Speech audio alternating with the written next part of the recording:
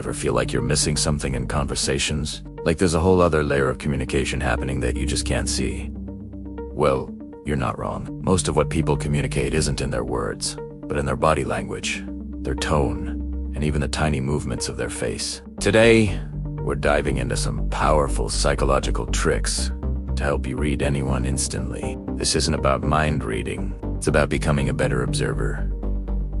First up, let's talk about the eyes. They're not just windows to the soul. They're giant billboards for emotions. When someone is genuinely happy or excited, their eyes will crinkle at the corners. We call this a Duchenne smile, a fake smile. It only involves the mouth.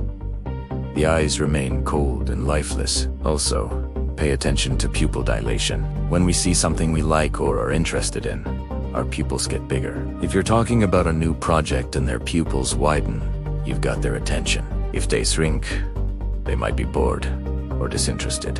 Next, focus on their posture and gestures. This is where the classic stuff comes in.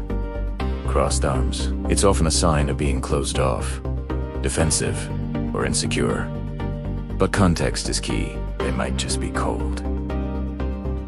Look for clusters of signals. If they have crossed arms, are leaning away from you, and have their feet pointed toward the exit, that's a much stronger signal that they want to end the conversation. Conversely, if someone is leaning in, has open palms, and is mirroring your own posture, that's a great sign of rapport and connection. They feel comfortable and engaged with you. Let's move on to the feet.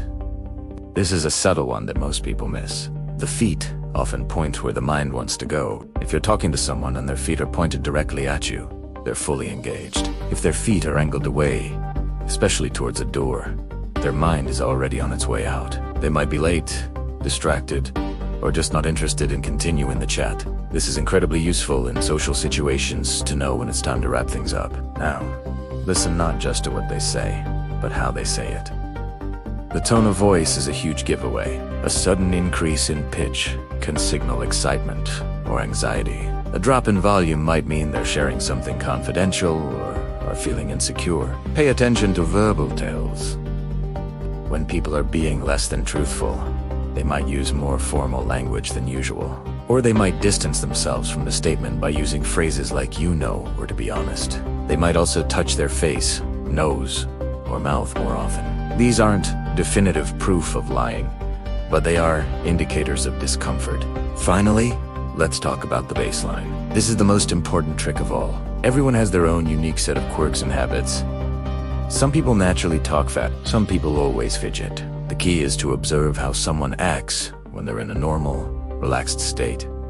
This is their baseline. Once you know their baseline, you can spot deviations. If your normally calm friend is suddenly tapping their foot and avoiding eye contact, you know something is up.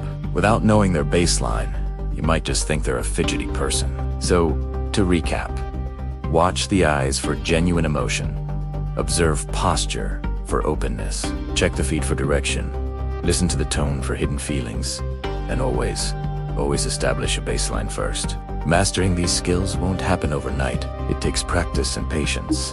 Start by just observing people in a coffee shop or on the bus. The more you practice, the more intuitive it will become, turning you into a master of observation. Thanks for watching.